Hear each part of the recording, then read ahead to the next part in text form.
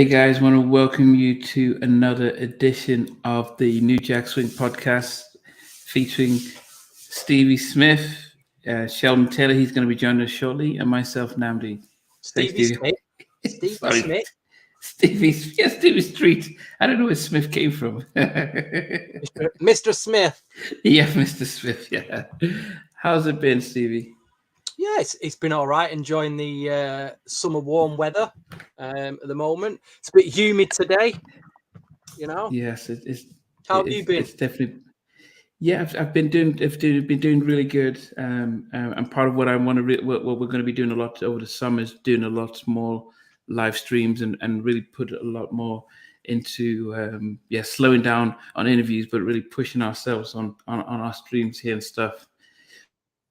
But we're waiting for Sheldon to join us, and then later, guys, we've got our special guest, Mr. Sprague Doogie Williams. And for those who might say, who's he? He's been around. So he was originally with Basic Black. He was part of their tech team. He was their tech, music tech, drum tech, with Basic Black, and also Today. And then he was sponging off Teddy from back in the day, and he did all the Blackstreet, both albums, Bobby album, Big Bob, anything on the Teddy from 90 to about 97 or so. Sprague was there, so it's going to be interesting talking to him, and he'll come and join us at 9:30. But in the interim, Stevie, anything that's caught your ear over the past week and a half? Well, I was having an interesting chat with a friend the other night who's also a long-time New Jack Swing buddy, and I said to him, there's one Ellie and Babyface produced track from about the late 80s. And we always talk about Ellie and Babyface. We always mention Karen White and Bobby Brown and some of the stuff that they worked on. But there's one particular track, and I'd say a group from that era that I don't think they get the flowers. I don't think they get the props. They rarely get talked about these days, and they had a worldwide hit. They had an absolute worldwide smash. Was that the Mac Band? There you go. Oh, I was just throwing it out. There you go. Nobody. You think about Roses Are Red and how many countries that was a hit in. Yeah. And even like people are not really into soul and swing, or even know what New Jack Swing is. Probably heard that record at the time. They probably went to a club, to a party, to a wedding. Probably still gets played at weddings. And I think to myself, I wonder what the Mac Band are doing these days. I don't really see the members on social media. They made like three. How many albums did they make? I know they made a couple of albums for MCA. Then they went on the independent route. I think they had another album out after that. But good group, good band, forgotten about completely. Yeah, but I do wonder if how much does that speak about the magic of LA and Babyface, that they could just give anyone a hit, and like the Mac Band. When you think of what about this guy who had the track with Bobby Brown, She Ain't Worth It. She Ain't Worth It. Oh, Glenn Medeiros. Yeah, I mean he had a massive hit as well. But what happened to him? So there. Hey Sheldon, how you doing? Hey guys. Good evening, sir. Hey sir, how you doing? I'm good, man. How you been? I've been well. How about you? You been good? Yeah. We're just enjoying some hot weather here in the UK for a change. It won't last. Yes. It won't last. That's good. Yeah. We're just we're just talking about an Ellie and Babyface produced hit from the late 80s by a group that's just been completely forgotten, that nobody really talks about anymore. I know we always talk about Bobby Brown and Karen White with Ellie and Babyface, but I'm just thinking, if you can get what I'm talking, they were a group, late 80s. It was a worldwide hit. Hold on, let me guess. Is it Mac Band? Yeah, he's got it as well. I'm impressed. You both got it, guys. But nobody. I mean, that record got played at weddings, clubs. I mean, nobody talks It was about. big in Nigeria. I heard it. I was in Nigeria when that came out. So it was massive over there. And I don't see any of them on social media. I don't know if anyone watching or can maybe drop a comment as to. Well, they were brothers, weren't they? The Mac Campbell brothers. The Mac band featuring the Mac Campbell brothers. Yeah. You know what? I think what it is when those guys came out, man, they were kind of like at the tail end of the older groups. They weren't that old. They probably maybe have been late 20s, early 30s when they came out. But I think that and that was around the time LA and Babyface, they doing people like the Whispers and people like that, before they going into the Bobby Brown thing. But the Mac band, they weren't young guys. And I think what happened was, when the new groups were coming out, that whole visual makeup of those guys, it just didn't fit for what was going on. But I remember them. That's why when you said it, I said it's got to be them. Yep. You couldn't have imagined like a record with a rapper on it or a more heavier hip hop style production on their records. You couldn't have imagined that really. I think the LaFace production sound did really suit them. Yeah, I think that's basically what it was, man. Is that because that Roses a Red record, it was kind of big, but I just think that to try to re-up and do something else or whatever. Some groups, man, they're very talented. But when you lock into a producer, they give you a formula, they give you a hit. But the biggest thing is that can you re-up and can you do something else that's going to allow you to kind of like either stay in that vein when that hit producer kind of goes away. And I just think that big record. I used to see their music video played a lot in the States, but they kind of disappeared. After 7, one of the things that Kevon said was that when they got signed, they had to pretend that they were younger, because if the label if they were perceived to be older, because as they were, they would have struggled. So they marketed them as a young group, because all the groups that were coming out were much younger. And so maybe that's the same thing with the Mac band, that they were older guys, and when it came to transition, especially into the 90s, it was a younger look and the younger image that they were pushing. So all the vets of like the Luthers and the Teddys and Pendergrass and all the older Jeffrey Osborne and stuff, they just didn't put a lot of emphasis in pushing them, and they were looking for the younger, especially when Mary came out with 411 and all that. So they was like, let's go young. So it would have had an impact on them, I'm sure. And that's a good point that you're making, man, because those guys were they were 15 years older. Like, I was born in 68. Them guys were born in the 1950s, man, like 54, 55, 56, 57, And think about that. So you're 10 to 15 years older, and think about it. They had LA and Babyface behind them. So can you imagine them trying to come out as a group for as long as they had, because they had some gold and platinum albums. But think about it, if they didn't have LA and Babyface with them, they may not have lasted as long as they lasted. Great group though. Great group. Mm-hmm. I remember the third, because they had 2 albums for MCA, and then I think they must have got released from that contract. They had they put an album out on an independent label, and it just didn't do anything. Really didn't do anything for them. They had 3. They had 3. And they were on Virgin, I think. And then when they left, they might have put out an independent after that. I know Kevon put out an independent album around early. I thought about Mac Band then. Oh, Mac Band, yeah. Independent, it just didn't work out for them. Yeah. I mean, independent. I mean, I remember when you'd see an independent artist, especially like in hip hop, you're like, oh my goodness, they're not that good if they're good. Independent. I mean, that's how it was. It just felt as if, if you can't be on a mainstream, then independent means that you pretty much have run out of it. The album may not be that good. I mean, it was the whole how. So that's it.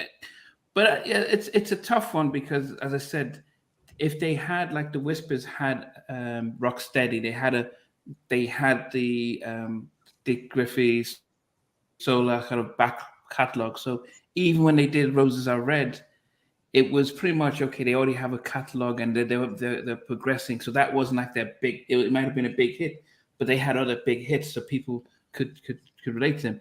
I can't remember any other song from the Mac Band. Can you tell me? Well, that says it all, doesn't it? Really? Yeah, that says it all. Yeah, I can't remember anything else. The other question I had is: does anyone listen to? Because this past week, 35 years of the Don't Be Cruel album and the Any Heartbreak album, and I didn't realize that they were both released on the same day. Wow. That MCA released both the Don't Be Cruel album and Wow. MCA. And I do wonder the twist of fate that would have been. I doubt if they had expected either album to blow up. Maybe they thought New Edition was going to be bigger because they had Jimmy and Terry, but I don't know if they expected both albums to last as it was. But also Bobby's album to because Bobby opened for New Edition. Then before the end of the tour, they were opening for him because he was that team. It was New Edition, Albie Shaw, and Bobby, and Bobby opened. Then Albie was second. Did you go to it? He got, put it like this, he got 30 minutes when they went out on stage. And I remember, because I remember like when 88 had dropped and the album had come out and it was still kind of like gaining traction because Don't Be Cruel was my prerogative really just blew it up. But there's a moment in time, like you said, he only got 30 minutes. I remember when he had come out at that time, he said, I got 30 minutes, but I'm going to work these 30 minutes. And by the time, like you said, the tour was over, he was headlining over both of them. Because when you look at that album, both of those records, they come out the same day, and you got to give Gerald Busby a lot of credit because he saw the vision to drop these albums at the same time, but you just never really know what it's going to be, Yeah. But think about it. The previous New Edition album, that they did one in 84. They did one in 85, and both of those records were like platinum. But Heartbreak, obviously, was the one that really put them over the edge and solidified them. So you got to give MCA a lot of credit for working those records. But I mean, Stevie, did you, if you had to pick between the two albums, what would you pick? Heartbreak or Don't Be Cruel? At the time, I'd have picked Don't Be Cruel. 35 years on? 35 years, yeah. I play the New Edition album more, even though it probably sounds a bit more dated production wise. There's some of the production on that I think, it's a bit ropey now, but I don't know. It's that whole transition of Boys to Men, and I kind of get with that because that's what I went through growing up, so I relate to it more. It's a tough one. It's really tough. Yeah, it like you said, it's really tough. And when you look at both of those albums, it's kind of in a way you could say, I don't want to say style over substance, because obviously the whole New Jack Swing thing going on with Bobby, but I think that both of them have aged well. There's certain songs on those albums that are like, yeah, they kind of dated.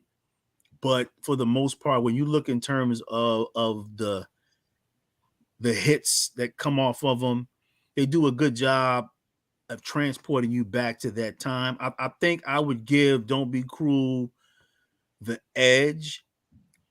And the reason why I say that, the reason why I give Don't Be Cruel over the edge is that you got different textures of Bobby Brown on that album, because you're seeing the Alien Babyface productions, you're seeing the Teddy Riley productions, and then you're seeing the other productions that he got from like Larry White. So you're seeing different vibes, and that album kind of like sets the tone of what you see Usher would do later on. The reason why, and then with the New Edition, obviously Jimmy Jam and Terry Lewis produced the entire album, top to bottom. But when you look in terms of the album, I think is stronger as a whole than its individual parts. So don't get me wrong. If It Isn't Love is an anthem.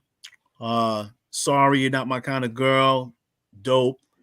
Yeah. But I think what gives that album its staying power, I think Can You Stand the Rain is the anchor for that album. Even though, you know, If It Isn't Love is the favorite, you know, and the other song that I mentioned.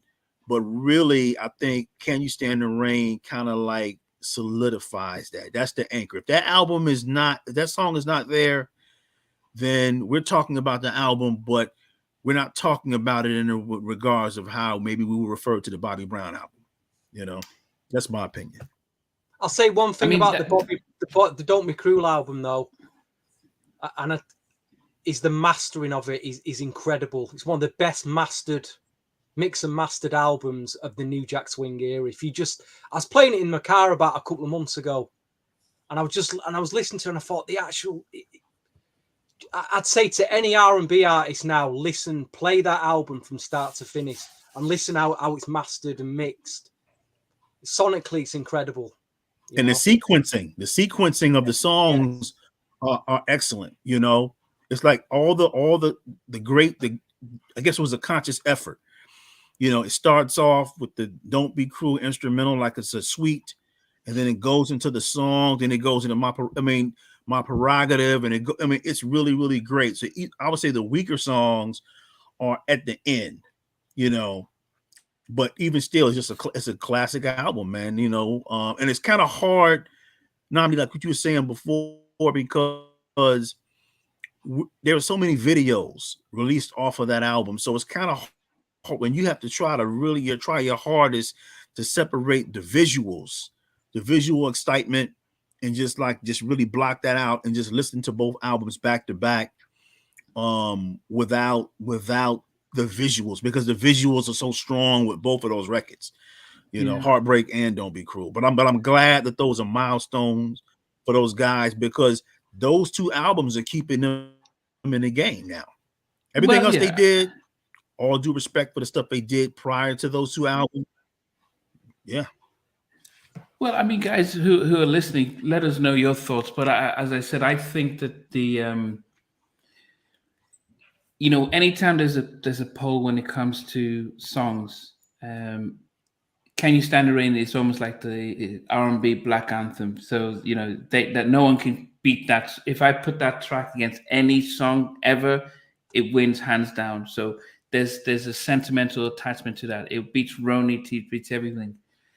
But I think the Don't Be Cruel album, yes, I think that, you know, Bobby Brown took, you know, it's you know, from every little step. My Prerogative. I didn't like My Prerogative, strangely enough, but I think every little step and Don't Be Cruel, and just the emergence of Bobby. I think it's you know, unlike say Michael, who, you know, started as a kid and with his brothers and kind of grew.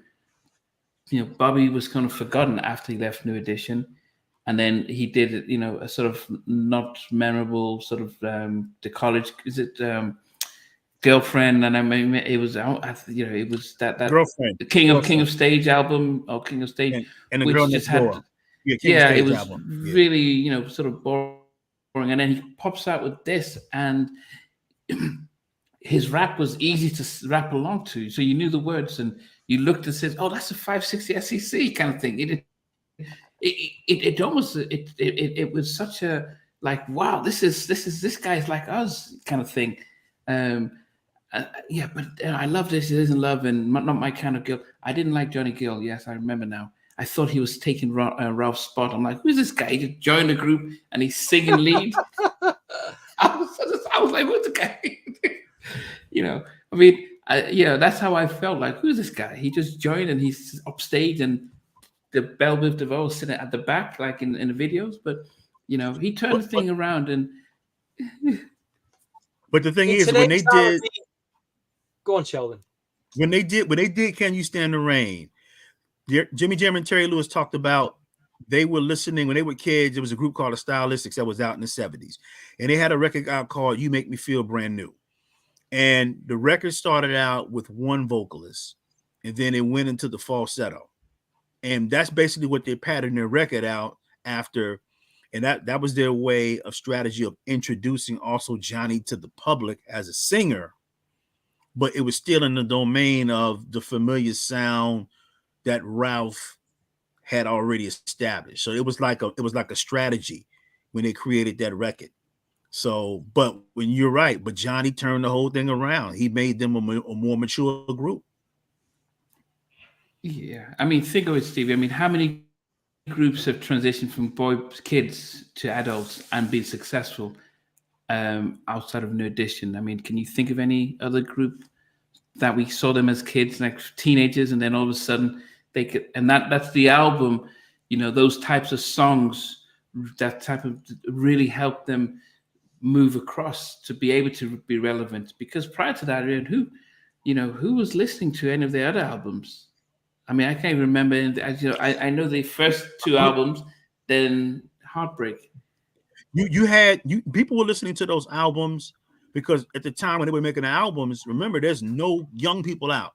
So that because remember, those albums are going platinum. So you got 16 and 15, 16, 14-year-olds buying the records. But that record that you talk about now, they're like entering their 20s. So the timing was perfect. It was right in the pocket. But if they would have tried to put something else out, like in the vein of what they did, they would have just been dead in the water. So it was like perfect timing, even with the Bobby situation. It was like his sound, it were older people producing his records. So now, but he came out at the time, the next album is coming out, there's a new sound, but they're custom making those records for him, and it's right in the pocket. So it's like you got the music, you got the visual charisma that he already had, that he's able to unleash, and then there's the rap energy that he puts in the record. So it's like a three-punch combination, so to speak, that exists. Yeah. I mean, Stevie, there's a common question. I mean, a few people would say, why does New Edition, musically, they didn't really do that much. After any Heartbreak and then Home Again album was okay. But then is it fair to say because collectively they had some groundbreaking albums that's like, Johnny Gill's Rub You the Right Way, Belle Biv DeVoe's Poison, then Bobby's Don't Be Cruel on the Bobby album, and then Ralph's Sensitivity, then they're now saying as a collective with all the extended material, we're viewing New Edition, and so that's why we're elevating them. But when you compare them, their catalog, just New Edition catalog, compared to some of the other groups, do they stack up? And is it fair to give them, I think, as good as Boyz II Men when it comes to albums? I don't know. For me, it was just two albums. For me, it was the Any Heartbreak and the one after in '96. I mean, the tracks, the albums before, they all had, the 80s stuff, all had good tracks on them. But as albums as a whole, I wouldn't really listen to them. It's like when you look at those records, those are like, when you look at the album, when you look at what they were doing in terms of sales, in terms of popularity, I mean, they were it. But it's just that we're based on our age where we are now, we connect more with Heartbreak and Home Again. The rest of those records is just like, okay, in my mind, even though I listened to those records, but those were like girl records. Those are records like if you're a teenage girl, those are records. Don't get me wrong, because I bought the 45 to Mr. Telephone Man. I think I had Cool It Now.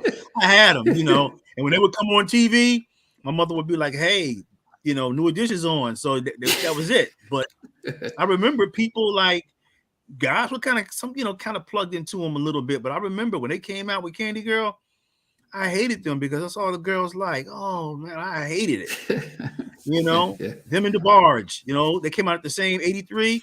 And I was like, man, the girls, man. But when they came out with that Heartbreak, it was like, okay, it comes full circle. And you're right. I understand where you're coming from. When you look at groups and you're looking at the greatness of the group, but I guess you have to kind of look at it in totality, because they're a franchise, obviously, because they spun off into all those successful solo records.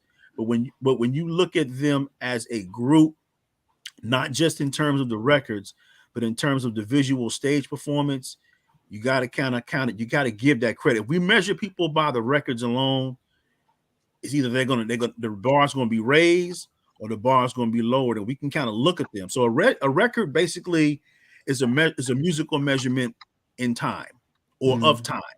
But when you look at who they were, who they are now, that's who they were years ago in terms of the stage. So the stage situation was always there. It's just the fact that record, Heartbreak, it caught up to the stage aspect of it, you know. So they were winning awards as kids. They were winning Grammy awards or whatever. So, you know, but I just think that American Music Awards. I'm sorry. So, but you're right. The home again, and any Heartbreak. Right. The Home Again and the Heartbreak album.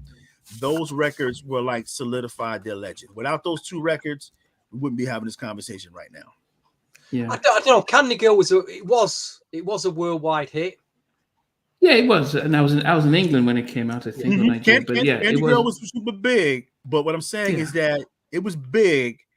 But when you look in terms and everything else they had, I mean, the songs were. If you look at like some of the charts, those records were charting pretty high. It's just the fact that when they were released, you know, it's like a certain records. Like right now, a lot of you got a big New Jack collection, Stevie.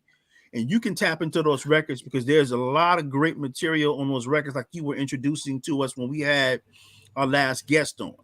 But then there's certain songs that come out within the musical time frame. You have to mentally take yourself and transport yourself from a grown man to a kid to appreciate those records. Like when I was at any concert and I'm listening to Ralph Tresvant sing With You All the Way and those records like that. And there's another one that he did. I can't think of what it is, but I'm seeing all the 40, 50-year-old women around me transform into teenagers all over again. But for me, I remember those records. But when you're doing the Heartbreak stuff, okay, I'm locked in. All the other stuff, it's great to see. It's great to see the reaction. But, you know, again, without Heartbreak and without the other ones, Home Again, we're not having a conversation. That means if they ever came out with those records and Bobby Brown, Don't Be Cruel came out, it'd be unanimous. But for me, I like to look at it as like neck and neck. It's part of the whole NE franchise, you know. I think my favorite record pre the Heartbreak album from New Edition was Mr. Telephone Man, but that's a cover version, I do believe. There's another version of that, isn't there? I forgot the artist who did it, but yes, Ray Parker Jr. wrote it for somebody else. Yeah. I can't remember the artist. Yeah. He wrote the song, but somebody else recorded it. Yeah, somebody else recorded it. I forgot the guy's name. He's a young guy too. I always thought that Sprouse coming in about 3 minutes, but I always thought that New Edition missed their window of opportunity. So when they had done the 91, when they did the Poison, they What's the Mother, when they did the remix version, pretty much one of my favorite any collective song. At that point, song was hot. They all should have just come straight and done a New Edition album in 91. Because all of them would have had their, all of them had they all had their debut albums out. They should have just done a New Edition album, really, and then go back and do their follow-ups, BBD and stuff. But what happened is that, you know, that was they missed that window. They should have just done the album and then go back to do their respective stuff and kept it in that vein. It would have made it so they would have gotten the right type of producers for their individual stuff. We would have celebrated the New Edition stuff, but you need good management. That's why you need a good manager. And they missed the window again after the mini series. They should have went ahead and did what they had to do, but they went ahead and broke apart again. You know. Yeah. Anyway, before Sprouse coming shortly, but just wanted to find out one of the things I was going to ask him. Because he worked on both Blackstreet albums, and you know, I'm going to ask about for both of you, Stevie and Sheldon. I'll start with you, Stevie. Which is your favorite, the Blackstreet debut album or Another Level? I go for the debut for me. Okay. A particular reason? Just because I remember buying it. It was a hot summer. Came out, got home, played it to death. As just thought, you know, up tempo. It started off with all them funky, them G funky type up tempos. Then I thought the ballads were incredible. Oh my god, the ballads were amazing. But it was just that summer. It's just a great album. I mean, what I remember about the second album was that I was in America when it came out, and No Diggity was on every radio station. And after 2 weeks of being in America, I was a bit fed up of hearing No Diggity because I was doing it 5 times a day on the radio. You know, they did a great Interscope did a great payola job on that record. You know. Yeah, they did push it. What about you, Sheldon? Which out of the two? She had a great budget too. Yeah. You know, all the what was yours? Revelations in the silver, but great budget. They had a great budget. Yeah. Lagging. For me, I give Another Level the edge because it was a more mature sound, and Stevie talks about sonics. You know, the album was engineered very well. The backgrounds were, oh my god, the mix of the record was perfect. Great sonics. Even the songs that weren't like the singles were very strong. I think that as a whole, the album as a whole, it's just a superior album. That's one of the greatest albums of the 90s. You know, in terms of Another Level. Yeah, for me, Another Level, because again, when you look at like the singles and then also the album cuts, just so good, man. It's like no filler, and it's sequenced very well. All the songs flow into each other, so it's like an extension of the first one. It's almost like a more mature sound, but it's more fleshed out because the previous one, dope records, the ballads are superior, but the up-tempo records, they kind of like are in the trend of whatever the production style is out at the time, which is cool. But the Another Level, it was like a mature sound, and it's a tragedy that they didn't come right back out with another album right behind it. But again, that album, it ran from 96 to probably about 98. It had a good 2-year run. So yeah, it was a solid album. There's no doubt about it. Yeah, it was. But like Stevie, to me, the debut album, apart from the debut album, the slow side, they had some, you know, from Happy Home, Tonight's the Night, I Want to Make Love. The bonus track, right? Yeah. Oh my god, that's my favorite song. Giving you all my loving, you know, giving you all my loving. Yeah, all my loving. Yeah, that song, that's my favorite song on that first album. And the reason why it's dope is because Leon Silvers is actually writing and producing on the record. Leon Silver's participation on that record is so dope. That's my favorite record on the entire album. But you're right, you know. And then there's the tracks that they left off it. There was about 4 to 6 tracks that they actually. No. Levi said they recorded up to. Levi said they had 40 album songs. Yeah. So, Steve, I'm sure you have about 130 of them. The promo tape has got like four tracks that didn't make the official release. Wow. Oh, you I'm sure you have that one. Okay. Yeah. No, he said. Yeah. I mean, as I said, but you know, I my only disappointment with the Blackstreet album was there was, I mean, I love Physical Thing. That was my ringtone for a long time. You know, at the intro it was start, hit it, and I'll say, hey, this is Namdi, you know, leave your name and number. Then I got to do my thing. And then that was my ringtone. I mean, what you need to hear, Namdi, is there is a demo of You Blow My Mind with Dave Hollister singing it, not Shaughnessy. But Blow my mind, baby. Yeah, he was Dave said on the album. I'm sure it was that track. Let me just Dave was singing. Dave sang You Blew My Mind. Yeah, Chauncey sang Physical Thing. Yeah, get mixed up. Let me just check. Yeah, but no, David. Yeah.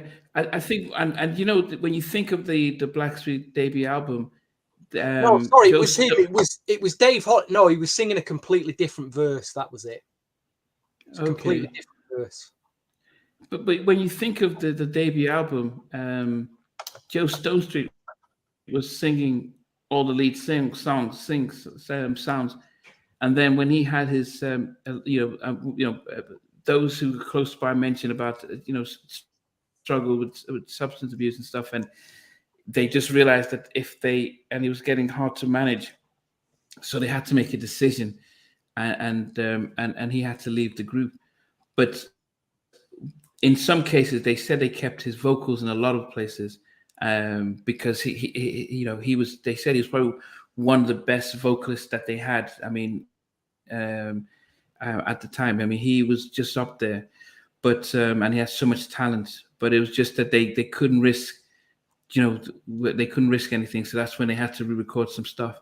And if you listen to Levi, how he had to audition and then quickly they go straight into to record everything.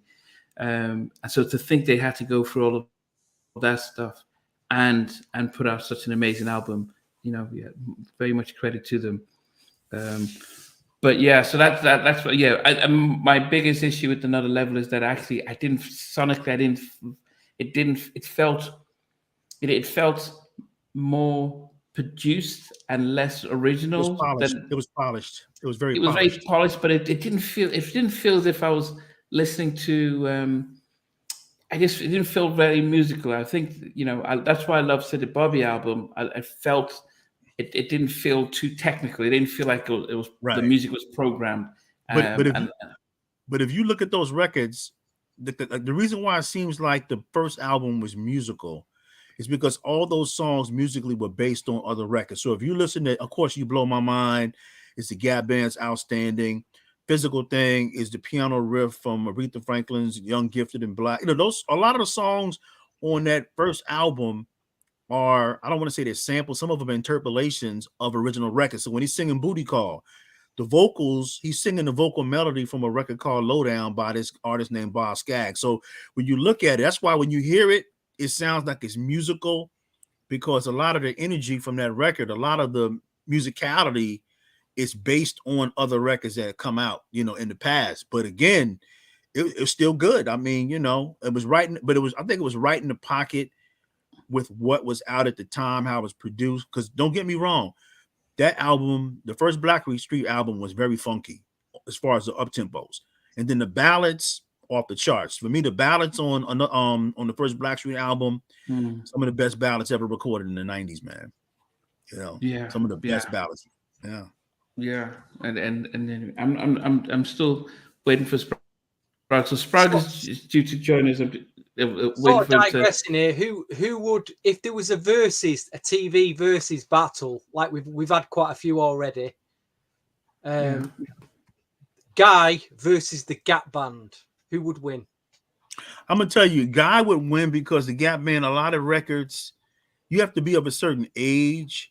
So if the Gap Band was doing like the straight hits, right, then it's like, I think Guy would get them because of the recency. Because, some people Gap Band, they might know Outstanding, they might know Yearning for You, they might know about 5 records by them. Even though dropped the bomb on me, I was a kid, and that was a big track. Yeah. So they I disagree. But carry on. No. But what I'm saying is that, and this is a person where I was a Gap Band fanatic, to where I thought Guy was ripping them off when they came out. So, but I'm thinking that if you're talking about, well, it could be neck and neck, but I think, you know what?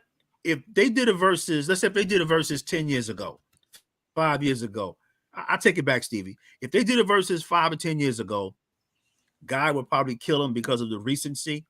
But I think now if they did a versus and they're doing the records, I think the Gap Band would probably have a slight edge. If they did it, they did it live, it would be, they would kill him.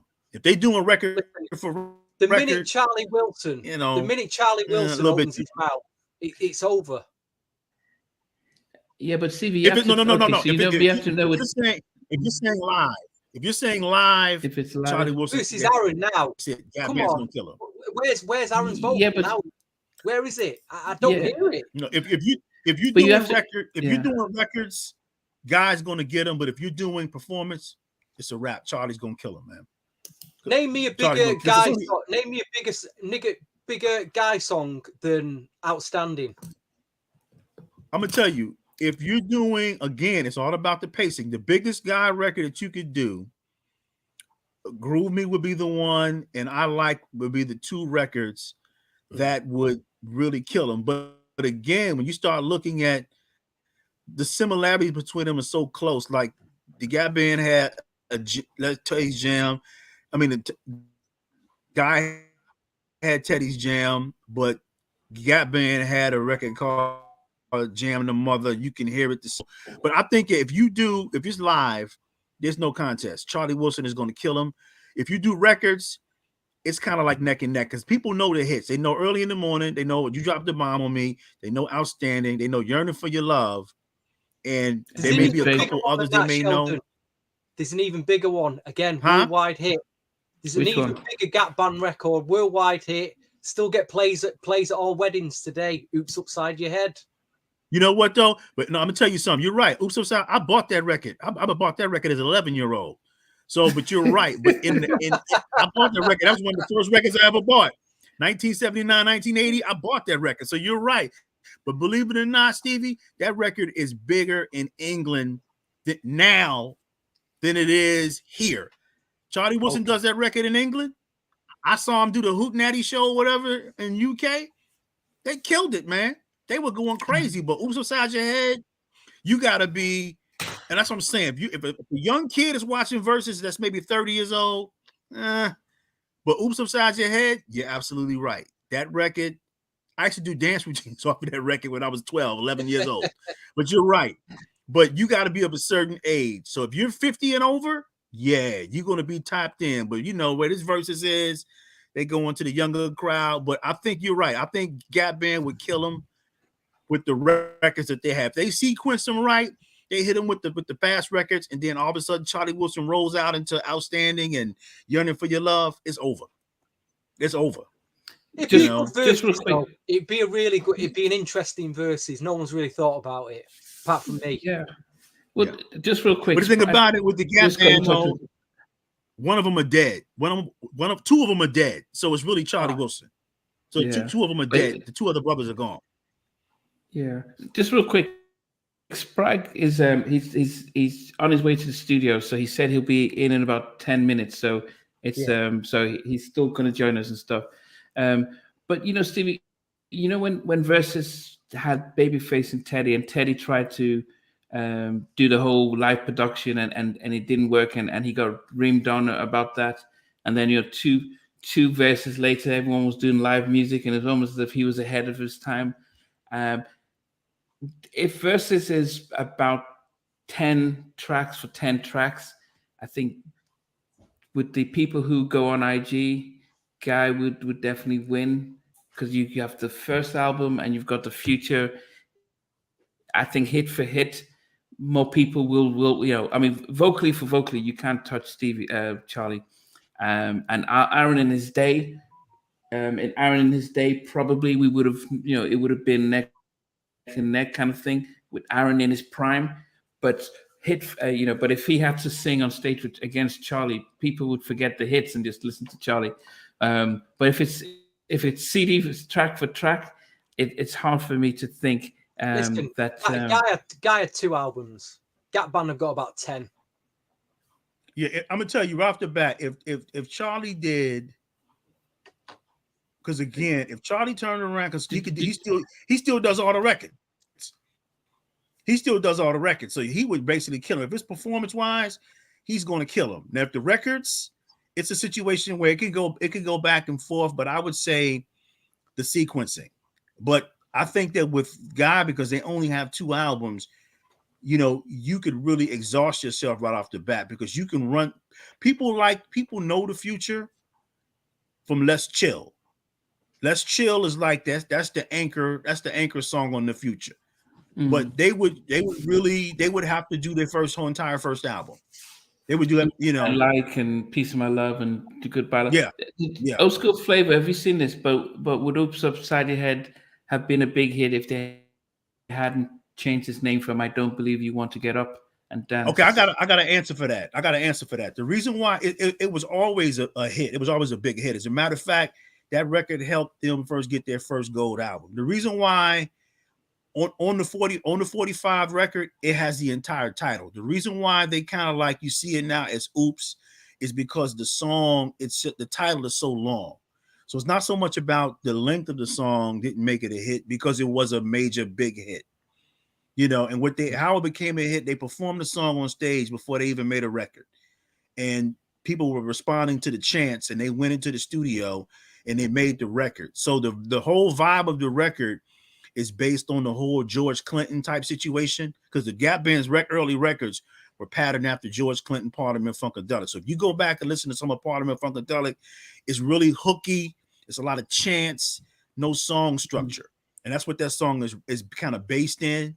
But that's like you said, Stevie, that's a big record. And that record, like I said, is bigger overseas now than it would be now. People got to be of a certain age to remember that record. So if you're 55 years and older, you may know it, but it's still a great record. You're absolutely right. If you had to pick the Yearning, the Gap Band version or Guy's version? Gap Band. Stevie, which would you pick? Gap Band vocally. If you go back and listen to Yearning for Your Love, it's just the way the record is. Obviously, the live instrumentation, but the vocals, not just the lead vocals, but the background vocals. Like Aaron is doing both on Yearning for Your Love. He's doing all the vocals. But when you listen to, and the best way to look at it is that if you listen to Yearning for Your Love and listen to the bridge of Yearning for Your Love and listen to the bridge of Yearning for Your Love that Guy did, and that will answer your question. Because when he goes into the My Heart is Yearning for Your Love, and you hear the three brothers come in and do the harmony section at the bridge, bro, it kills him. It kills him. Okay. But it was exciting to see them do it, because for me, that was like, it solidified the connection between them two. Because when the Future dropped and he did Yearning for Your Love, people were like, yes, because they knew, they recognized the Charlie Wilson connection. And finally, they did a record that was in that vein. But believe it or not, and you probably seen this, y'all, Charlie Wilson said he heard Let's Chill, and he said that was a record that he always wanted to do when he heard it. And eventually he put it out on his on his second solo album. I think Teddy produced it for him. Teddy, he might have. I think Teddy produced a track for Charlie. Teddy didn't do Let's Chill. Someone else did Let's Chill for Charlie, but it wasn't Teddy. I know. Okay. I mean, another great Gap Band track, wasn't a huge hit, but was I Found My Baby. Woo! I Found My Baby. I got a story for you with that. I found Charlie Wilson was supposed to come out with a solo album, and I remember seeing him on Soul Train in 83. He was like, my solo album is coming. It's going to be called Charlie Boy. But then what was happening was they were having issues with their manager. Their manager was like a Gene Griffin guy, where he was getting the publishing. He was a group member. He was Charlie Wilson when they had a contract, and this guy was like a group member. He was their manager, and he owned the label. So I Found My Baby was supposed to be a Charlie Wilson solo record. He did that song in a hotel. He programmed the song and created the song in a hotel. And when you look at it, it's still in the same vibe as Outstanding, because it's almost the same like rhythm track. But that was supposed to be a Charlie Wilson solo record. Wow. If you look at everything he did he kind of did an interpretation on his own solo album, didn't he, Charlie Wilson? I don't know if you heard that solo album on MCA. I got it. Yes, you turn my life around. As a matter of fact, he did the same variation. So when you look at a lot of the Gap Band records after the first four, they were doing like a reinterpretation of the hits. But what was happening was they were falling out with their record company, and they were having their own substance abuse issues. So the other people in the band, the musicians, kind of stepped up, and they were kind of like putting a lot of input in those records. But I'm gonna tell you, man, the Gap Band was like crazy. You're talking about the fourth album with Early in the Morning. Oops, You Dropped the Bomb on Me, Outstanding. And Outstanding, for one, knocked Michael Jackson's Billie Jean off the charts as the #1 spot. That album that the Gap Band put out was the only R&B platinum album in 1982. Think about 82 was a big, Luther Vandross, Aretha Franklin, everybody put out gold records, but the Gap Band's album, Gap Band 4, was the only platinum album ever released in 1982 on the R&B side. Wow. Okay. I didn't realize that. That goes to say also, this is the first year that a hip hop album has not been on number 1 on the Billboard 100. I'm not surprised. Does it mean I'm not surprised, because it's. I'm not surprised either.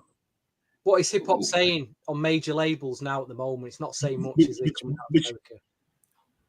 But you know what it is also, too, Stevie, is that hip hop now, records now, it's more of a singles format. It's more of a singles format. So that's why you're not having the albums, because the albums are not as strong. Everything is singles driven. So that's why you don't have an album going number 1 or going gold or platinum, whatever the bar is, because everything is singles driven. Like if you go to iTunes or you go to whatever chart they use, Drake's strong album. Like you could, like back in the day, it might have been a Snoop Dogg album or a DMX album or a Jay-Z album or whatever. It's just not that way anymore. And it's funny because people are shocked by it, but all you got to do is look at the industry, and you can see there isn't a reason why you don't have, albums anymore like that. Yeah, I mean, goodness, what is the last stuff that you guys have bought? If you're thinking about it. Oh my goodness! If I have to remember, that's a bad thing. If I got to remember, that's a bad. I bought like certain singles off of iTunes, but I can't. In my mind, I can't.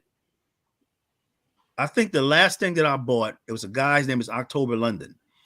And he sounds like Marvin Gaye. It's called A Return of Marvin. He's down with Snoop Dogg's like Death Row label. And the album is very good. He's got the whole Marvin Gaye vibe, energy going on. I think that's the last thing that I actually bought. That was like new. Wow. Anyway, let's turn it back to New Jack Swing, because we're kind of going everywhere. I don't know. I don't know if you remember this guy, a producer called George G-Man Carante. Does that ring any bells to you guys at all? Am I going a bit deep here now? Jack Swing. There you go. I found him on IG. He produced an album. Do you remember an artist signed to Motown called Colin England? Yeah. He did two big albums for Motown, New Jack Swing albums. I mean, Colin England, we need his story at some point. I can't find him on social media though, but I'm thinking of reaching out to Mr. George Carante, because he made records for Paula Abdul, for Janet Jackson. If you check his discography out, it's very impressive. He's just unsung, really. Wow. I'd like to get his story on Colin England, because he was like the Motown's Bobby Brown that didn't quite make it. That's a good analogy. Yeah. Okay. I mean, I'd definitely be good to be able to, because you want to be able to. There's so much exposure for some of the bigger hitters who really made it, but some of the ones who are bubbling underground, like the guy who did "She Ain't Worth It," that was a massive song. And I don't know if it's because Bobby was on it. What song is that? "She Ain't Worth It." The girl ain't worth it. Bobby made a difference.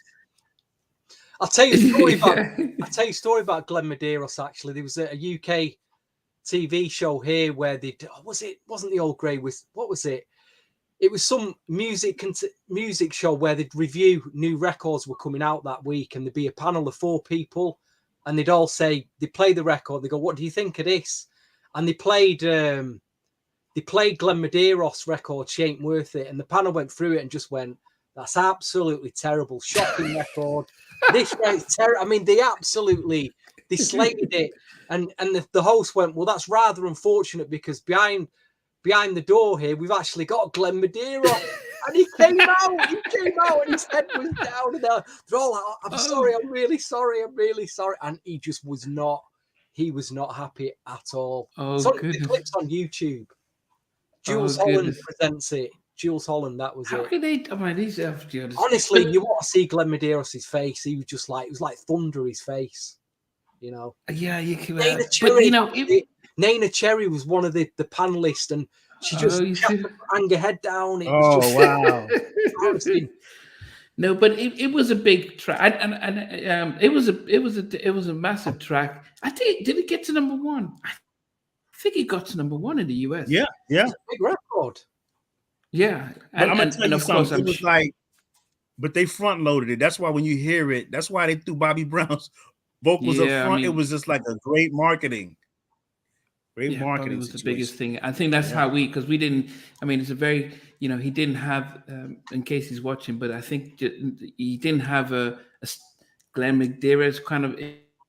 You probably should have called Glenn M or something like that. Something easier to pick up and catch. Well, again, he had a massive hit, didn't he, with that ballad? That ballad went worldwide, didn't it? Nothing's gonna stop my love or something. It was called. Nothing's gonna stop me from. It was a huge ballad. It went to number one for like 13 weeks or something. Wow. No, after that, Shane Worth, I didn't really think. About 1987. Okay. I'm gonna tell you, man. When you look at him, like at that time, Bobby was so on fire because remember, he's doing that, and then there's the Ghostbusters record. They're all like coming out at the same time. It's like there's no think you would think it's oversaturated, but everything was like back to back to back to back, man. It's ridiculous. Yeah, remember he did the remix rap for Babyface and It Ain't No Crime. Yeah. LA get Bobby out of here. No. It's no crime. It's another one. It's the other record. Tender Lover. Tender Lover. There you go. Tender Lover. Okay. Yeah. Tender Lover. Yeah. I think them myself. I'm like, gosh, I've forgotten about that one as well. He's in the video too. Yeah, he was in the video. See, he was so big that anywhere you saw him, So what the reason why I asked you guys about the yearning for your love, the versions. So when I spoke with Chucky, I asked him what's his favorite song, and I thought he, like most people, said, "Oh, that's a hard question." He just said "Yearning for Your Love," Gap Band, wow. And I was like, but I said no, but I kind of prefer the guy version. He said, "Oh, no." He just almost like, look, I've done a remake for Troop of a Jackson 5 song, and I know the difference between a remake. But he was saying sonically, and of course, and I just listened to Yearning just a couple of days before, so I was listening to it, and I was like, yeah, it didn't have the oomph of the guy version, because The Future was one of my first albums that I bought. So of course, all the tracks mean something to me. So I do prefer Aaron's version, Teddy's their version to the original, because as I said, it's like there's no version of Lady in My Life that can come out that I'll even consider. Doesn't matter how beautifully to put it, it will never compare to the original. So that's for me, because I heard the original first, then the remake. But unfortunately, Yearning for Your Love, I heard the guy version first, and then when I listened to the remake, the original, it just felt slower and less of the urgency that the guy one version has. Because it's the technology. You got to understand is that with the technology, if you listen to the Gap Band album, the Gap Band Yearning for Your Love, it starts off and it builds. It's like the record just takes its time. But what happens is the records that are made later, they don't have long intros. So it's like it's like your ears are accustomed to hearing records in a certain format in terms of how they're made. But I understand where you're coming from, because if you heard Yearning for Your Love first, you can be like, oh man, this record comes out and they're doing a remake of the guy record. You can easily have the mentality to think, even though you don't. But that's the impression that the record made on you. It's like, say somebody's listening to, like, I'll Be Sure did a great version of Lady of My Life, right?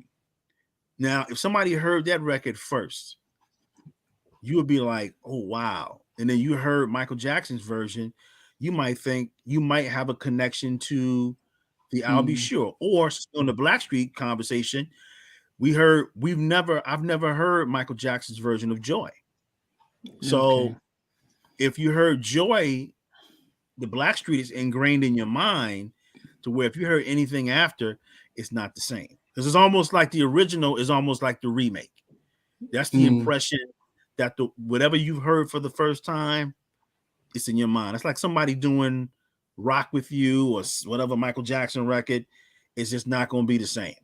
But if you never heard it as a kid, you weren't old enough to hear Rock With You, but you've heard, I don't know. I mean, it's like Men of Vision when they did "Let Me Show You." Yeah, I didn't like the the Jackson 5. Let me show you. You didn't like the Jackson 5. What? No, I didn't like the Men of Vision remake of "Let Me Show You." Let me show you. I thought it was a good version. It was okay, but I didn't like it compared to the original. What do you say, Shelby? The original was dope. Yeah. Yeah, compared to the original, I just certain records you just really can't, like. I don't know, man. It's just like you're right. I thought you said the other thing around, like you didn't like the Jacksons version. You like their version better. No. Because Michael's voice and how he the soul in it, and it was a good okay. I mean, but it was the voice and the vocals. I mean, Men of Vision can't be considered New Jack, right? Even though Teddy, it was under his. When did New Jack's end anyway? Are we talking 1992, 91? It's still going strong in 92. It's still going strong. Because the hip hop soul vibe is like coming in, but it's overlapping because his production is still more pronounced, but the way what the music is happening now, because think about it, even during New Jack Swing, they're remaking R&B records in the vein like of what maybe Men of Vision would have been doing. But I guess if we're looking at timelines and we're looking at the up tempos, like if you look at like the Blackstreet album, that's almost in the vein of hip hop soul. Even though it's Teddy's doing a joint, it's almost in the vein of hip hop soul, because even though he's not really sampling a lot on those records, it's his version of hip hop soul. But the fact is, he's musically reproducing that music where somebody else would have sampled it. So that's like his version of hip hop soul. But again, the drums and everything else that he's doing, obviously Sprock can kind of talk about that. It's almost like an extension of New Jack Swing. But keep in mind, when you look at hip hop soul, cats are sampling those records because a lot of these producers at the time, they don't necessarily play instruments. They can sample. So it's almost you're kind of you're copying what Teddy's able to do, because Teddy is able to sample and he's able to replay the music as well. But the producers that are coming out, the Puffies and everybody else, they are not necessarily playing the instruments the way Teddy was doing. So even though Teddy's doing synths and on the keyboards and he's incorporating samples in the records, but it's still like musical. But these guys are just really just sampling the records, looping them up, throwing some drum beats in there here and there. So, it's kind of like they're kind of copying him, but then it's also Teddy's like almost he's copying himself, copying them, copying him. But it's still dope though. Still dope. Yeah, no doubt about that. Stevie, we've got a guest coming in about a few weeks' time. New Jack Swing podcast. She was supposed to come. Okay, I'm kind of remember. Just want to preview the on our next guest who is joining us. And we're trying to get Letitia on the show. She did one album for Motown Records about 91. And she did an album before then on her mother's independent label. But Letitia's worked with everybody from Gene Griffin, Dallas Austin, the characters, Kenny Burke. So, and she's the daughter of one of the famous Temptations. But I don't want to say everything. Okay, yeah. Let it come and hope we can get her on in a few weeks. She said she's going out of the country soon, so I'm hoping that we can either get her before a few weeks, or it might have to be when she comes back. So, yeah, no, that'll definitely be good. And I think I'm going to try and get DJ Wynn as well. And he was the architect of Rum Shaker, and he was part of Teddy's crew. early on. You know, and he did a lot of the scratching for the Rex and Effect Hard and Smooth album. I mean, most of the things are in there, and he did Good Life as well. So it's just good just to be able to hear their stories as well. But while we're just waiting for them, can you guys give me a sense about the Good Girls, where they fit in New Jack Swing history? Because they seemed like they weren't like In Vogue. They seemed like they were, I don't know, they almost like the girls, real New Jack group.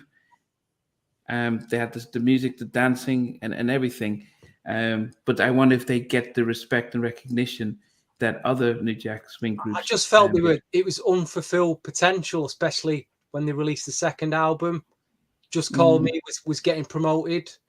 You know, it was getting a lot of club plays. I've seen the video on, you know, numerous times on video channels, and then it all, I don't know what happened. Where is it? The story Motown let him go? I don't know. Yeah, I mean, by the time they did the second album, the label had issues. The manager moved on, and in fact, it's a sore subject because when I've tried to get Joyce on, she's talked about, look, it was a real tough time for them because when the manager moved on and they got dropped as a result, and it just meant that what's next, and some of them were able to move on much quicker than the others. So trying to revisit that story seems to be hard for them. Shireen, actually, who did come for an interview, was a little bit more, yeah, well, we moved on, we had fun, and we moved on. But she was fortunate because she did her modeling, she went into acting, she got into, so she was able to just move on and stuff. So, but it felt as if when the manager moved on, they weren't ready to either the label wasn't ready to continue with them. But they, as I said, when the first album and the second album, they did seem to showcase. They were brave to dance. They did the dancing. They shared the vocals around as well. I don't know. They were on the wrong label, maybe. I don't know. I think with them is that Motown, when they came out in 80, what album was that, 89? About 89, yeah. Okay, what was happening was Motown was trying to find their way to a new generation, because it was like they came out at the same time Today did. And Today was kind of like marketed like the new updated Four Tops. That's how they were. That's how they marketed it as. And when you look at the Good Girls were supposed to be like the Supremes. So and that was the thing, because that was going to take Motown like into a new generation. But I think with them, great songs, and as a matter of fact, they remade a Supremes record on one of their albums. But I just think that it's one of those type of situations, man, where the production can overshadow overshadow the identity of a group. Obviously, the girls look good, they sang good, they dance good, but it just goes to show you, when you look at that New Jack Swing era, it was so dominant that the sound, if you didn't have a strong identity to take you from record to record to record, it was going to be hard, man. It was going to be extremely hard, because they had some records that charted, but they didn't move a lot of units on the album side, and that definitely plays a part. If you're not moving a lot of album units, sometimes they can kind of just like, they move in a different direction. Because think about it, they come out in 89, and then what year is the next record? About 90 to 91. Okay, and then think about what's coming behind it. New Boys II Men, and maybe if you talking to me, have an interview with them, the Boys II Men album comes out in 91, and you see what that actually does. So it goes into a whole different space, man. But also, when you look at, go ahead. Change of management too, because that affected a lot of people. So when Gerald Busby comes over for MCA, he's like looks. He changes the roster, and a lot of them just didn't get the support that the others had. So and that regime change affected some groups more than the others. I and think there was. I'm just looking at the Discogs. It's like '89, the first album. They're obviously at school, bunch of schoolgirls, and then by the time the next album comes out, '92, which is a whole 3 years, they're almost like they look like they're in their early 20s. They're looking very hot then. So maybe what happened for 3 years? Could they have released something between that? I don't know. Yeah, and maybe they didn't have the second album. They were showing serious potential. Yeah, on that second album, it was the sound was a lot more mature. They were getting played. One of the things too is that when Gerald Buzz. Well, one of the things is with Motown is that Motown, when Berry Gordy sold the label, and then the label eventually ended up in with MCA. But what was happening was running a company, but MCA wasn't really putting a lot of emphasis on a lot of the Motown stuff. Because remember, is that MCA had a stacked roster. I mean, you're talking about everybody from Robert Brooklyn, Stephanie Mills, and New Edition, and everybody. They had a stocked R&B label. So what MCA was, they weren't putting a lot of promotion into the Motown stuff. So in the end, Motown would actually sue MCA to get out of that agreement. Right. So then MCA hooked up with Polygram, which is when Andre Harrell comes in. But yeah, it's just a lot of it, like you said, the internal politics, But I think MCA kind of didn't put the emphasis behind that, because now you don't want to have Motown competing with your R&B division, because your R&B division is very, very is stocked at that time between 87 and 91. So of course you're not going to go ahead. It's like what Uptown was dealing with.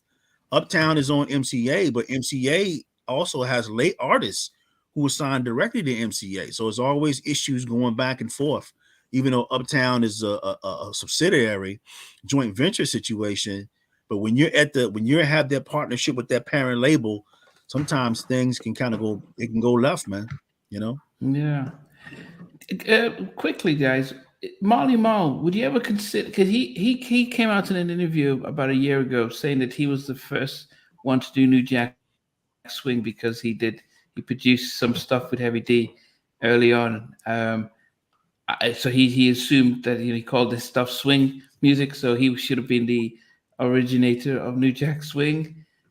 Any thoughts? I mean, Marley Marl, does he have a point, or do we think that he's just clutching on straws, thinking that anyone that Teddy worked with first deserves to be called New Jack Swing?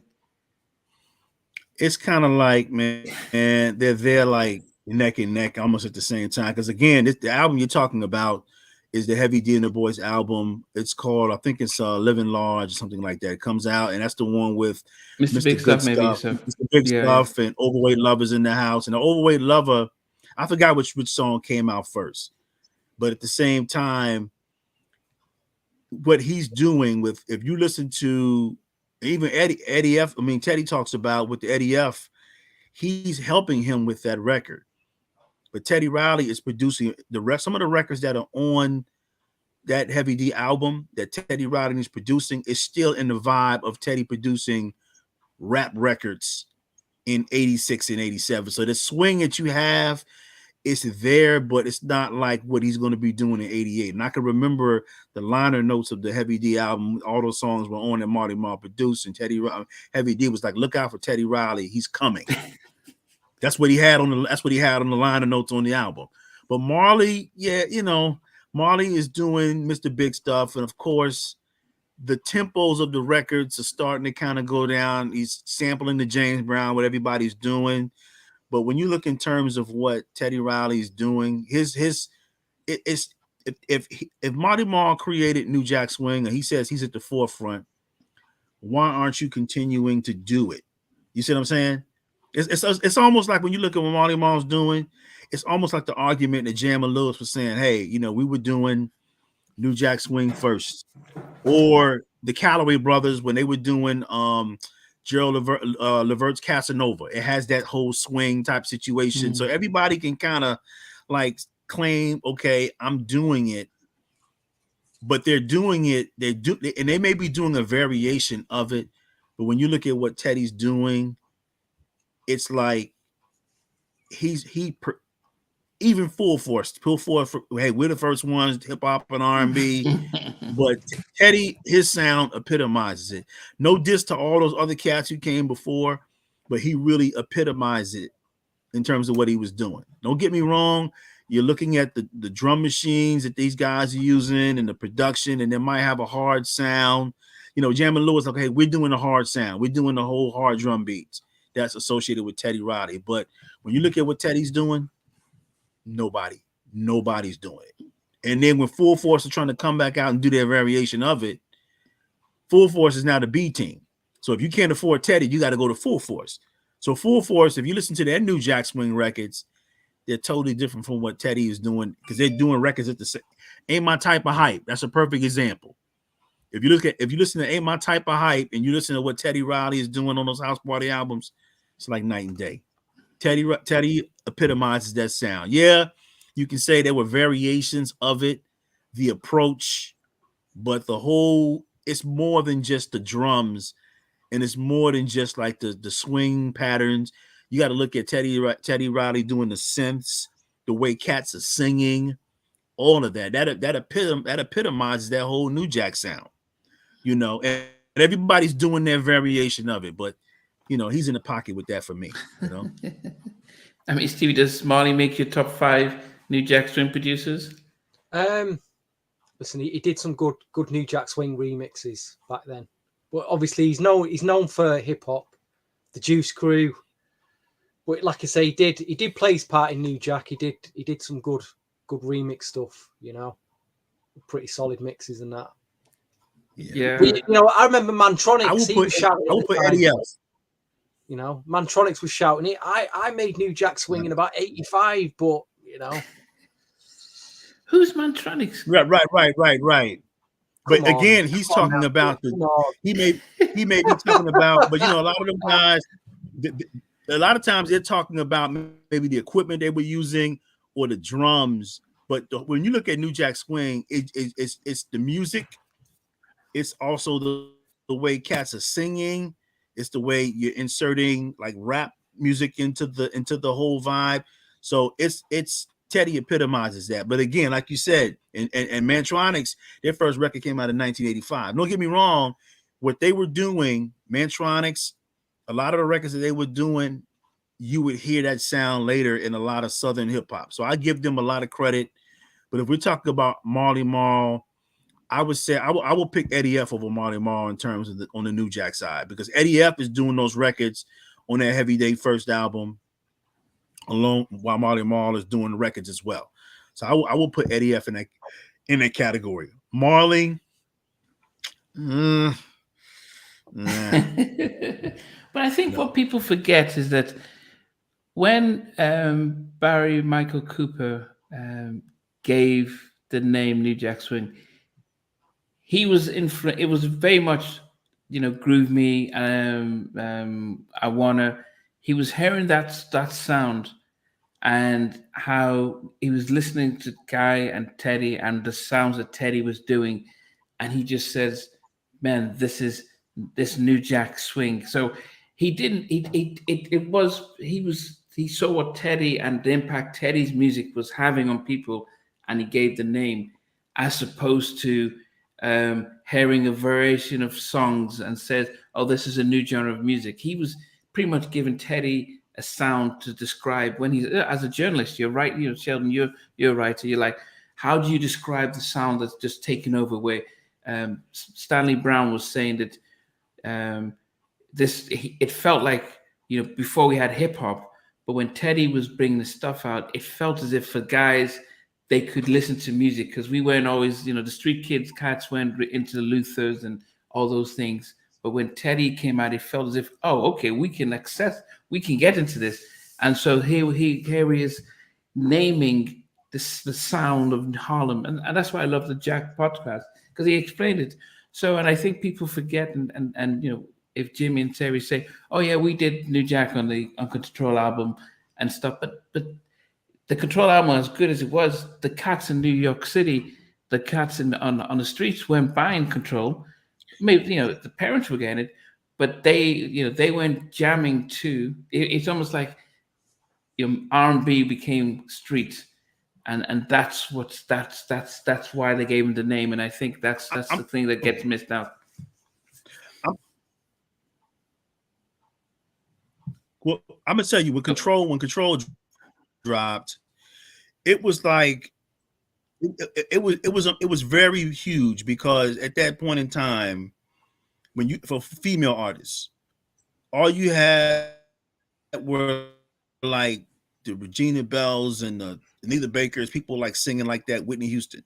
So when you look at what Janet was doing, she was doing like a precursor of the whole street energy, because even though Paula Abdul was teaching her the choreography, her package was it was the opposite of whatever was out at the time. And the music, people were buying. I mean, they loved it. I mean, the records were super, super huge. I mean, Eddie Murphy, he built a whole comedy routine about the album, about the songs.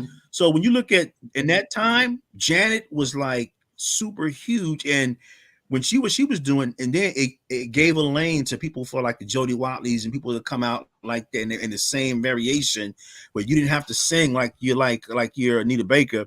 You can do a whole different vibe. But what Jam and Lewis said about them doing New Jack Swing, they said that the difference between them and Teddy was that they did a record, they did Control, and they did Nasty. Nasty was their New Jack Swing record. They said that the only difference between them and Teddy is that they were doing it as a one-off style, but then they moved on to something else. But Teddy stayed in the same lane. And present that argument is that Teddy is, you're making records like for a younger audience, and you're also creating records the way cats are creating records as rap producers. So he's playing the keys, and you got the drum machines, but he's producing records, creating records for a younger audience in the vein of how younger people would make records. And that's why people kind of tapped in to what he was doing on the New Jack Swing side, where everybody else, yeah, you might have bought a drum machine and you can program, because all those drum machines at the time, some of them, they had that swing. They had you hit the button and it's got the swing situation. Dougie Fresh is the same way. Dougie Fresh is like, hey, I'm the one. He talks about how he's the one that, like, but when you look at what Barry Michael Cooper was doing, is that he named it that because he looked at it as a movement more than just the music. The swing part he got from the swing music of the jazz music, and he was looking at this whole era like it was a new movement in comparison of the jazz age. So the swing came from the swing, not from the machine, but from the jazz swing. And of course, the New Jack, that was the slang.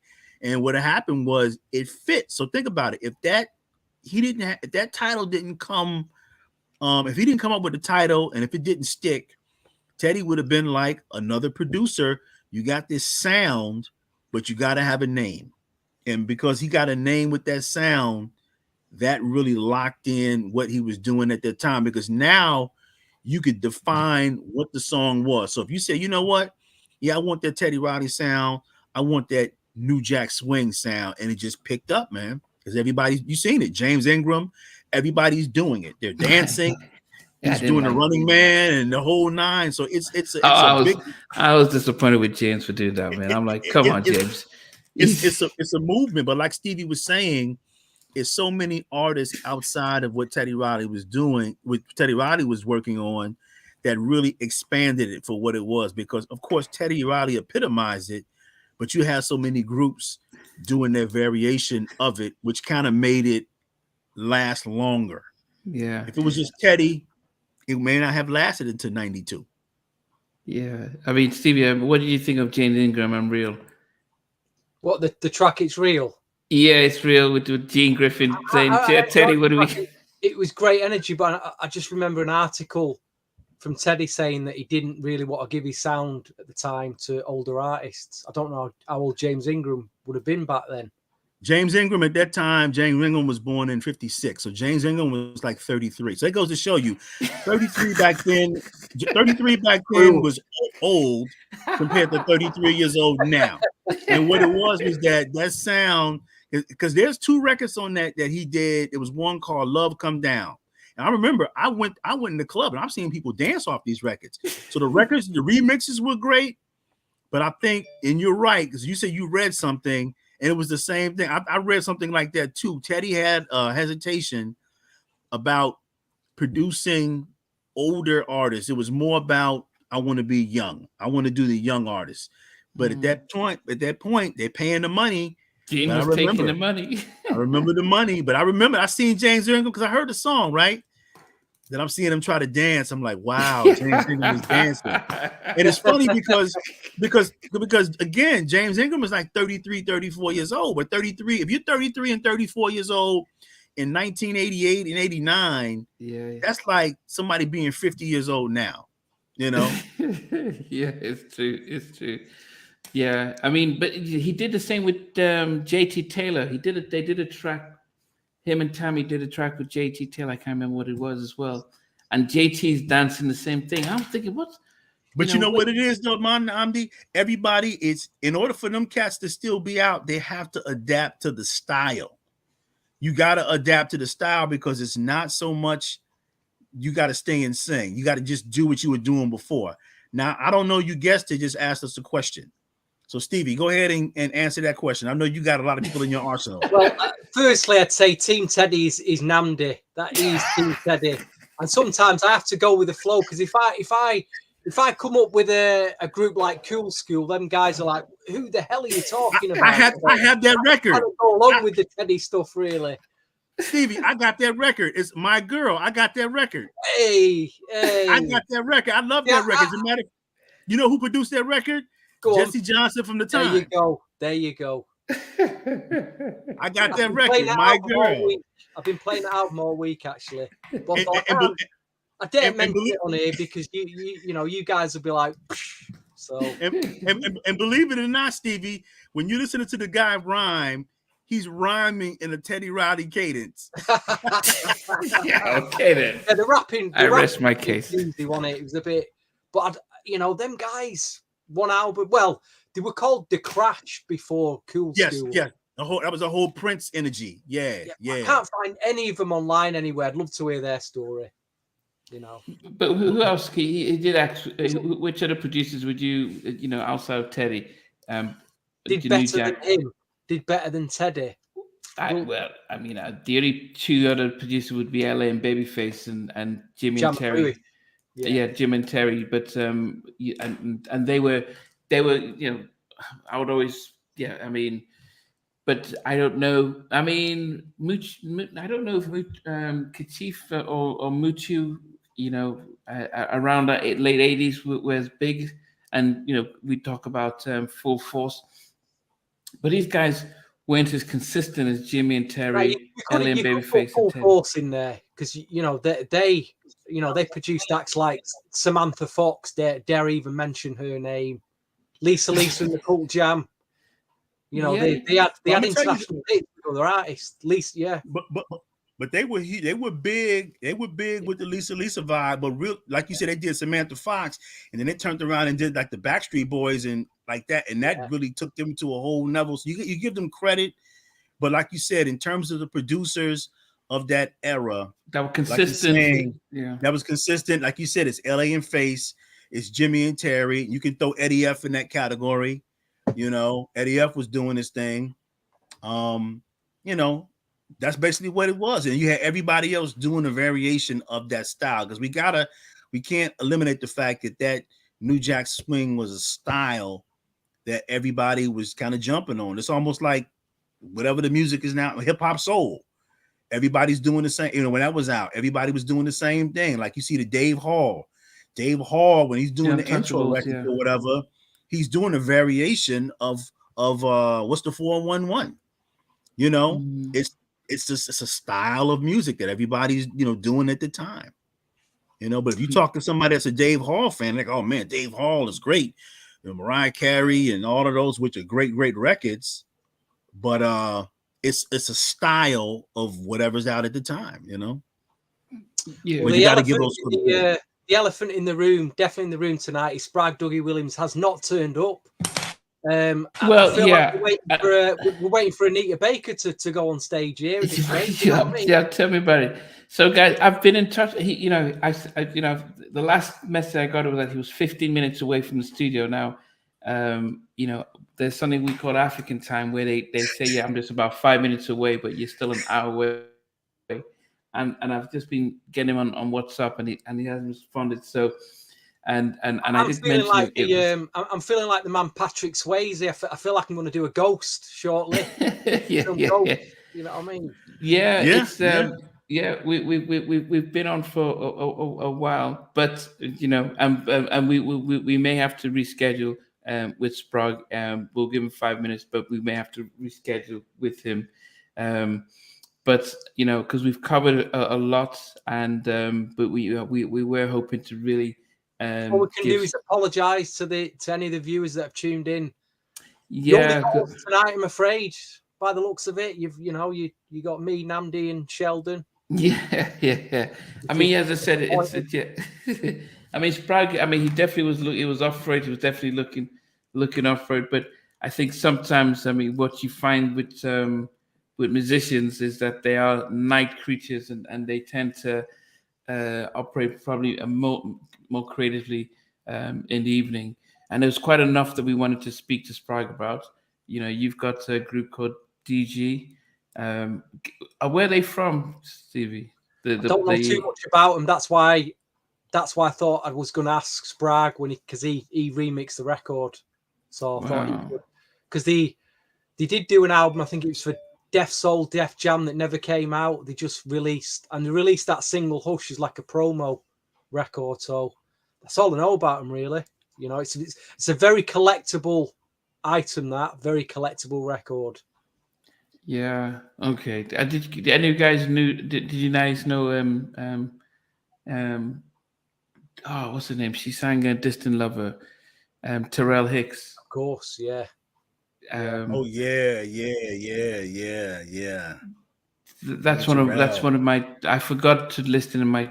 I don't know if that's New Jack or not, but that was one of my top 10 tracks, and I love the extended New Jack version. It had a New Jack vibe to it. It wasn't the tempo wasn't as up there as most New Jack records, but you could hear Teddy. 97. Yeah, the extended version of that. That's one of my favorite long versions of it. Somebody else I'm trying to get, Dave Way. Wow. Yes, engineer. I'm working. Engineer. Yeah, I'm working hard to try and get him. Definitely want to trip because I think I noticed the difference when he left working with Teddy.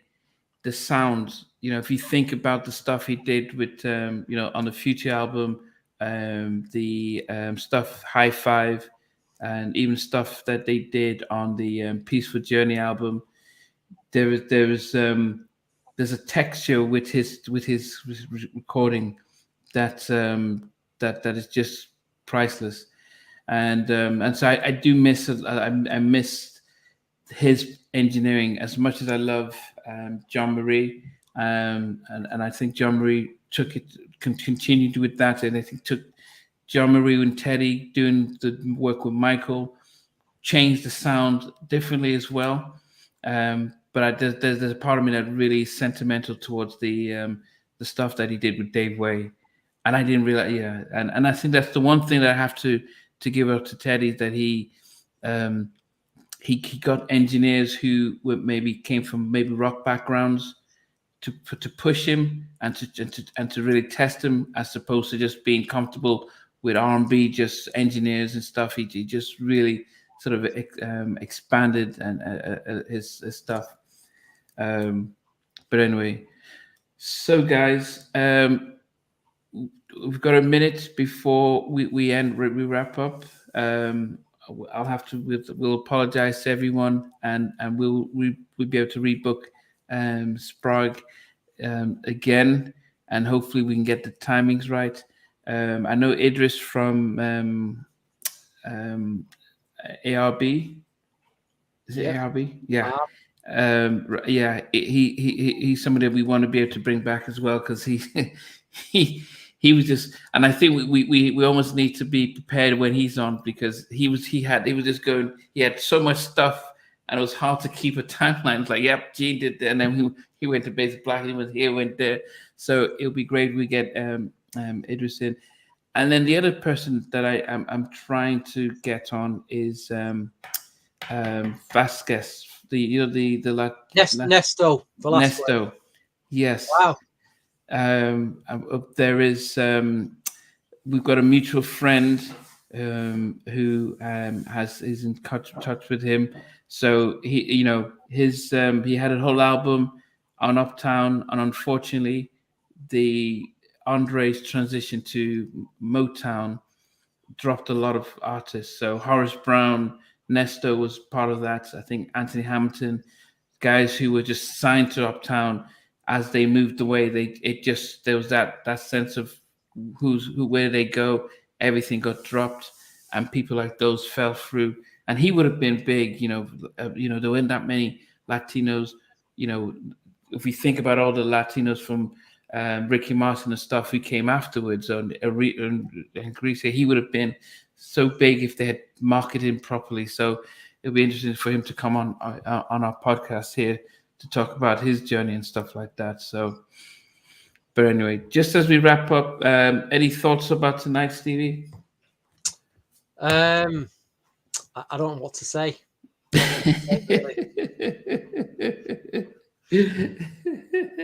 I think, like you say, we'd already had another guest, but they couldn't make it, so we kind of tried to get another guest on. You tried to get Sprague on, and this is what happens. It can go like that. If the original guest pulls out, then we think, this is what. It's tough. It can be tough. Hopefully, in 2 weeks' time, we'll have a guest locked down. If not, we'll have something else planned, definitely.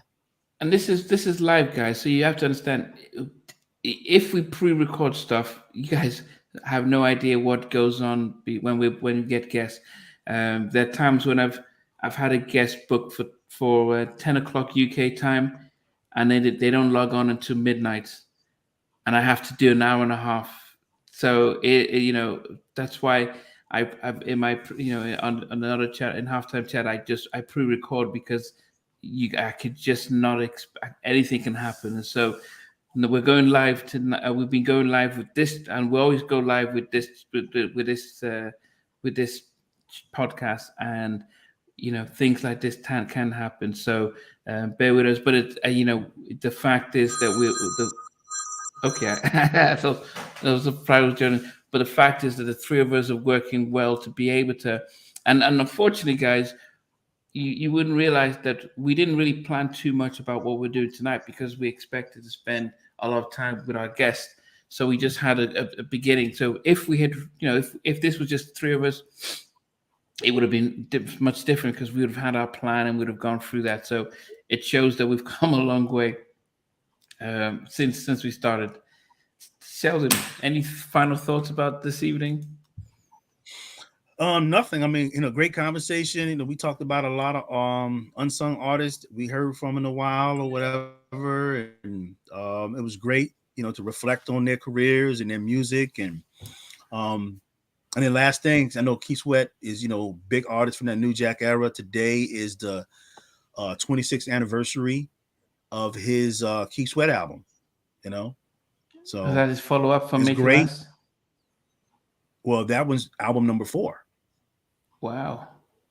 That's the one with Twisted and all those other records on there. So it's just a testament as we hit these milestones with this era of those records that were released during that time.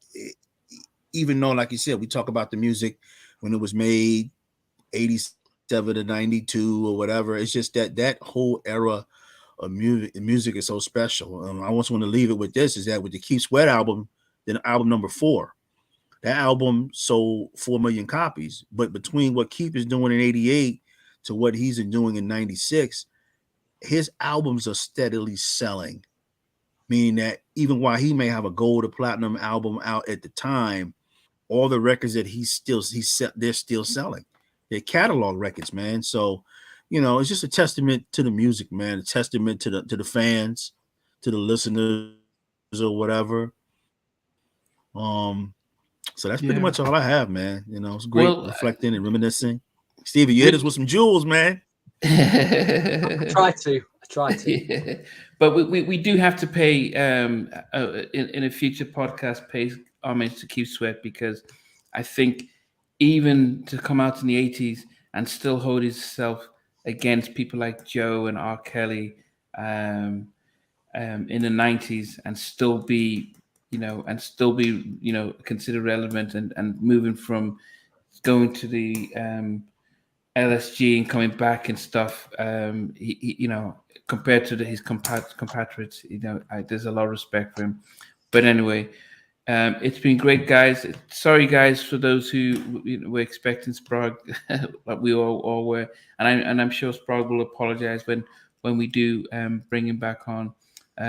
But till next time, we will expect to see us in 2 weeks' time. And thanks for joining in. Thanks for listening. And as I said, we'll make it up for you, Desperine, next time. All right. Take care, guys.